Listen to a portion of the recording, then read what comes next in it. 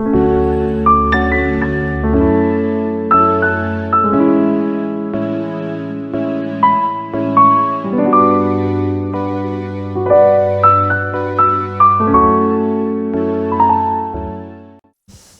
오늘 말씀은 대속의 은혜에 감사하자 하는 말씀으로 우리 함께 은혜를 나누고자 합니다. 특별히 맥주 감사절은 레위기서 18장 1절 말씀부터 32절까지의 내용을 말씀하고 있는데, 맥주절은 유대인에게는 세 가지 절기가 있죠. 그 절기는 유월절, 그리고 77절, 나머지 하나는 수장절, 이 세 절기를 지금도 지키고 있습니다. 이 절기 속에는 유월절은 3, 4월, 그러니까 이 태양력 원래 날짜는 니산월인데, 니산월은 1월 며칠이라고 그랬죠? 14일 날. 태양력으로는 3, 4월, 6월절, 이 절기를 지킵니다. 그리고 맥추절, 77절은 그 뒤로부터 6월절을 지키고 안식일 다음 날로부터 시작해서 7주. 7주면 며칠이죠? 50일이죠. 그래서 50일이 되는 날 오순절이에요. 그래서 신약 사도행전에는 오순절을 통해서 성령운동이 일어났죠. 이 날을 우리는 또다시 말하면 무슨 날이죠? 맥추절이다, 그렇게 말하고 있습니다. 그리고 9월부터 10월은 과일이나 채소의 첫 번째 얻은 것을 갖고 하나님께 드려지는 절기를 우리는 수장절, 장막절, 초막절이라고 해서 이 날을 우리는 추수감사절로 이렇게 드립니다. 우리는 출애굽기 23장 16절 말씀에 그런 말씀이 있어요. 맥주절을 지키라. 하나님은 말씀하고 있죠. 이는 내 수고하여 밭에 뿌린 것의 첫 열매를 거둠이니라. 하나님과 관련되어 있는 가장 중요한 메시지 속에는 첫 것입니다. 처음 것, 첫 것. 그래서 우리는 처음 것이 생길 때마다 우리는 무엇을 생각해야 되냐면 하나님을 생각하는 것이 복된 겁니다. 왜냐하면 또 출애굽기 34장 22절 말씀을 보면 77절 곧 맥추절의 초실절을 지키고 새말에는 수장절을 지키라, 이렇게 말씀하고 있습니다. 또 우리는 민수기에서 이제 아직 우리는 나오지 않았지만 28장 26절에는 77절 처음 익은 열매를 드리는 날에 너희가 여호와께 새 소제를 드릴 때에도 성회로 모일 것이요 그날에는 아무것도 하지 마라 말씀하고 있습니다. 이날은 때때로 고아나 가부들, 어려운 사람들, 나그네들, 그리고 레위인들을 기억하고 그들을 위해서 드려지고 도왔다고 하는 의미를 갖고 있어요. 그래서 신명기서 15장에서부터 16장 15절로 17절까지 제가 읽어드리겠습니다. 내 하나님 여호와께서 택하신 곳에서 너는 이래 동안 내 하나님 여호와 앞에서 절기를 지키고 내 하나님 여호와께서 내 모든 소출과 내 손으로 행한 모든 일에 어떻게 하냐면 복을 주실 것이니 너는 온전히 즐거워할지니라. 너희 가운데 모든 남자는 1년에 3번 곧 무교절과 칠칠절과 초막절을 내 하나님 여호와께서 택하신 곳에서 여호와를 배웁되 빈손으로 여호와께 뵙지 말고 각 사람이 내 하나님 여호와께서 주신 복을 따라, 뭘 따라? 복을 따라 그 힘대로 드릴 것이니라. 복을 따라 힘대로 드신 거야. 여러분이 지금까지 살아오면서 여러분이 하나님의 은혜로 복받은 사람이라고 생각하면 크게 아멘해 봅시다. 여러분 복 받았습니까? 복받은 사람들마다 힘대로 드릴 것이니라. 빈손으로 나오지 말고 힘대로 드릴 것이니라. 이게 바로 77절 맥주절의 정신이라고 하는 것을 우리에게 말씀해 주고 있습니다. 여러분, 우리 대한민국이 오늘에 이르기까지 수많은 기독교인이 급성장했고 더 나아가서 교회 성장과 선교, 세계 선교에 으뜸이 되는 나라가 되었던 것 중에 하나는 다른 게 아니었어요. 여러분들의 부모님이었던 처음 신앙을 가졌던 사람들이 바로 이 정신을 가졌던 거예요. 맥주절을 통해서 처음 얻은 것을, 첫 것을 절대로 배고프고 힘들고 어려워도 쓰지 않고 하나님을 위해 구별할 줄 알았던 거예요. 그래서 이것은 하나님 거야, 이거는 주님 거야, 이거는 11조야 하고서 구별했던 그 신앙들이 오늘까지 우리 대한민국을 이끌어가는 중추적인 요인이 되었다는 것을 우리는 부인할 수 없습니다. 하지만 하나님의 것을 구별해서 11조를 드리는 그 믿음, 그 신앙, 하나님은 약속대로 말씀합니다.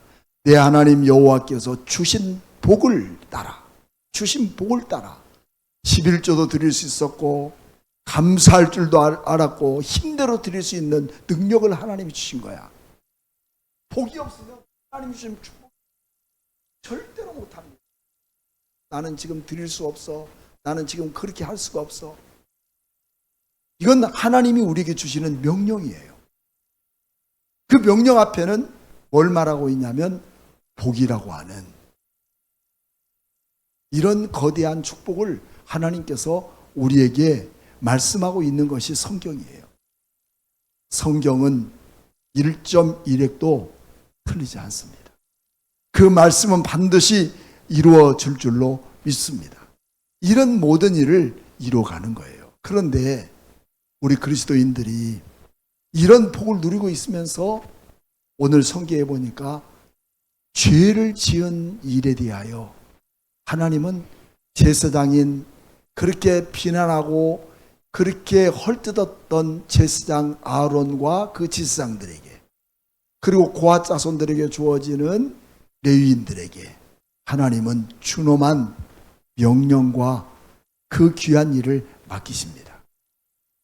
그래서 하나님은 이스라엘 백성들이 죄 때문에 그 받을 복을 받지 못하고 가나안 땅에도 들어가지 못하고 먹다 죽는 인생으로 그들은 광야에서 죽어버리면 어떻게 되겠느냐. 그래서 하나님은 제사장과 레위인을 세워놓으시고 매 성경마다 모세에게 말씀하시고 모세에게 말씀하신 하나님, 모세를 불러 말씀하신 하나님은 나왔어도 아론을 불러서 말씀한 내용은 한 번도 없었어요. 그렇죠? 근데 오늘 18장만큼만은 뭐라고 하냐면 여호와께서 누구에게? 아론에게 일러 말씀하십니다. 그것은 특별한 거예요. 아론의 권위, 하나님의 종으로서의 권위가 떨어져 버린 그곳에 하나님이 그 권위를 세워주시고 아론을 통하여서 하나님이 거대한 역사를 이뤄가며 그 백성들을 축복하는 일을 하게 하십니다. 사랑하는 여러분, 하나님의 종들을 통해서 축복된 삶이 여러분의 가정을 통하여 흘러가기를 축복합니다. 여러분, 우리가 성장하면서는 얼마나 어려운 시절인지 몰라요. 지금은 아이들이 어려운 시절을 몰라요. 요즘은 그런다잖아요. 자녀들이 부모님이 이제 해외여행도 가고 또 유럽 여행도 가면은 자녀들이 그런데요. 엄마, 왜 내 돈 그렇게 쓰고 다녀? 그렇지만 요즘은요, 우리 성장할 때는 그렇지 않았어요. 진짜 배고픈 때였거든요. 그럴 때도 저희 어머니 보시면 대단했어요. 심지어 목사님 신방 오시면 종자 두었던 벼실을 찧어서 빻아가지고 그걸로 쌀밥을 지어서 목사님을 대접해드려요. 오죽하면 이런 예화가 있잖아요. 신방 가서 쌀밥 먹는 목사님을 어느 목사님이 보고, 그때는 목사가 아니었죠. 엄마에게 그랬대요. 엄마, 나도 쌀밥 먹고 싶어. 그러니까 얘야, 목사님 먹고 남으면 내가 더 줄 테니까 조금만 기다려. 근데 그 아이는 밖에 나가서 문에 구멍을 뚫고 목사님 식사하면 남기는 거 보려고 그걸 쳐다보고 있는데, 하필이면 목사님이 배고프셨는지 그 쌀밥을 물 말아서 다 먹어버리니까 엄마한테 쫓아와서 그러더래요. 엄마, 물 말아버렸어. 그러면서 대성통곡하더라는 거예요. 지금은 여러분들이요, 이거 웃을 얘기도 아니죠. 이거 뭔 소리, 목사님 지금 뭔 얘기하고 있어. 그럴지 모르는데 그때는 그랬어요. 그래서 목사님이 자기도 쌀밥 먹는 목사가 되겠다고 해서 목사가 된 부분도 계신다는 거예요. 그만큼 여러분들의 신앙을 전승시켜 주신 부모님들은 오직 하나님, 그리고 오직 제사장과 레위인을 향한 그 마음, 하나님의 종들에 대한 섬김의 마음이 그들 심령 속에 세워졌던 거예요. 지금은 오히려 목사님들이 더 성도들을 챙기잖아요. 근데 그거 옳지 않는 거예요. 이거 잘못 가르치는 거예요. 그리고 여러분, 농사진 것 중에 제일 좋은 것들 다 골라서 첫 번째 나온 첫 수확을 누굴 드렸냐면 목사님 사택에 보내느라고 저도 열심히 다녔어요. 그래서 오늘은 좀 다른 방향으로 흘러가지만, 저도 개척하면서 많은 목사님들 선배들이 개척하면서 얼마나 굶은 줄 아느냐. 굶을 때마다 나는 금식을 일삼아 기도했다고. 그러니까 자네들도, 우리 그 학교 다닐 때 그 강사들이 그런 얘기예요. 자네들도 목회하면 꼭 준비할 것, 복음 준비할 것, 말씀 준비할 것, 이사갈 준비할 것, 죽을 준비할 것, 금식 기도할 준비할 것, 굶을 준비할 것 하는 거야. 근데 하나님이 저는 개척하면서 지금까지도 다이어트 아니라고 덜 먹어서 그렇지 굶어 주신 일은 없어요. 진짜요. 굶어서 금식한 적이 없어요. 가만히 생각해 보니까 그것을 누가 뿌렸냐면 우리 어머니가 뿌리셨더라고요. 그 왜 그랬을까라고 생각하지만 지금 생각해 보니까 다 그게 의미가 있었고 성경의 약속의 말씀이에요. 그러니까 우리의 죄인들이 죄를 용서받기 위해서 하나님께서는 그 죄인들에게 제사장으로 인하여 너희들이 이런 제사를 드려라. 두 가지 제사. 첫째는 거제와, 오늘 제일 많이 나온 게 성경에, 제가 없는 얘기 하는 게 아니에요. 다 그들이 복받아서 지금 예수 믿고 권사되고 장로되고 목사된 거 아닙니까? 그러지 않는 가정에서 참 이렇게 신앙생활을 끝까지 유지한다는 건 여러분 쉽지 않아요. 진짜입니다. 그래서 항상 정말 말씀과 믿음으로 사는 사람들, 말씀과 믿음으로 순종하는 사람들 가정의 자녀들이 축복받지 않을 수가 없어요. 이건 축복받지 못한다면 이건 잘못된 신앙이에요. 그게 성경의 양식이에요. 오늘 본문에 마십시다. 이런 죄인들을 위해서 하나님이 그 죄인들을 용서하시고 그들을 축복하기 위해서 하나님이 그렇게 비난하고 고라 일당들이 이 제사장들을 비난하고 모세를 비난했던 그 모든 사건을 뒤집어 엎도록 하나님의 종들을 세워주시는 내용이 18절의 말씀이에요. 그래서 너희 죄인들아, 너희들은 성소 앞에 나올 때 죽기 전에 죽을 수가 있으니 너희는 이제부터 성소에 나오지 말고 제사장들에게 너희들은 무슨 제사를 드려라? 첫째는 거제를 드리고 11절 나오죠. 두 번째는 요제를 드리라. 거제는 쳐들어 드리다 하는 겁니다. 높이 쳐 올려서 드리는 제사예요. 나의 재물을 받으시옵소서, 나의 생명을 받으시옵소서, 높이 쳐드는 제사를 우리는 거제라고 그렇게 말합니다. 그 다음에 또 제사가 있죠. 무슨 제사가 있어요? 요제요. 요제는 뭐냐면 흔들어 드리는 거예요. 여러분, 종려나무 가지를 꺾어서 예루살렘 성을 입성하신 예수님을 향해서 흔들어 드렸죠. 다 이것은 뭐냐면 요제라는 거예요. 나의 가장 소중한 것을 하나님 받으시기를 원하고, 기쁘게 받으시기를 원하고, 감사의 제사로 드리는 이 귀한 마음이 소제와 요제로 드리게 되었다는 겁니다. 그래서 11절, 너와 내 자손에게 자녀에게 영구한 몫의 음식으로 주었은즉 내 집에 정결한 자마다 먹을 것이니라 하고서 12절, 그러면 뭘 드렸을까? 그들이 여호와께 드리는, 하나님께 드리는 제사예요. 너희 가진 모든 첫 것을 내가 받겠다. 내가 받는데 누구에게 드리냐면 제사장에 드리라. 그래서 여호와께 드리는 첫 소산, 곧 제일 좋은 기름과 제일 좋은 포도주와 곡식을 내게 주었으니. 누가 주신 거예요? 하나님이 주신 것을 믿습니까? 여러분, 다윗은 하나님께 성전 건축하게 드려진 물질을 이야기할 때 역대상 29장에 주님에게서 받은 것을 그대로 드릴 뿐입니다. 얼마나 겸손해요. 우리도 마찬가지예요. 제가 주님께서 주신 것을 받은 그대로 드리는 거예요. 이게 제사예요.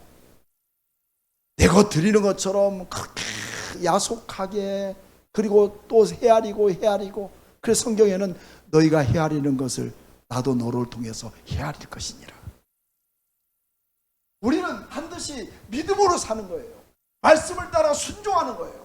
믿음은 내가 할 수 없는 일을 이루시는 주님의 능력을 우리는 믿는 겁니다. 내 계산에는 이미 맞지 않지만 그 일을 이루시는 것을 믿는 믿음으로 말미암아 행하는 거예요. 이것이 우리의 참된 예배이며 헌물인 거예요. 그리고 13절, 그들이 여호와께 드리는 그 땅에 뭐라고 했어요? 처음 익은 모든 열매는 내 것이니라. 아까도 말했던 것처럼 뭐냐면 우리의 첫 소산, 가장 좋은 것으로, 여러분들의 자녀들이 축복받기를 원합니까? 심은 게 있어야지. 정말 하나님의 종들과 언제나 좋은 신앙적, 영적 유대관계를 갖는 거 매우 큰 축복이에요. 그런데 17절 말씀 보면 오직 처음 태어난 소나 처음 태어난 양이나 처음 태어난 염소는 대속할지 말지니, 너희들이 대속하지 말지니 이것들은 거룩한즉 그 피는 제단에 뿌리고 그 기름은 불살라 여호와께 향기로운 뭘로 드려라? 화제로 드려라. 여러분, 우리는 이 처음 난 것, 부정한 것이 아니라 처음 난 것은 하나님의 것이에요. 주님 것으로 구별할 줄 아는 그 믿음이 하나님께서도 가장 어렵고 힘들고 고통스러운 그런 환경 가운데서도 우리 하나님이 그런 믿음으로 산 사람들마다 하나님은 구별해 두셔요.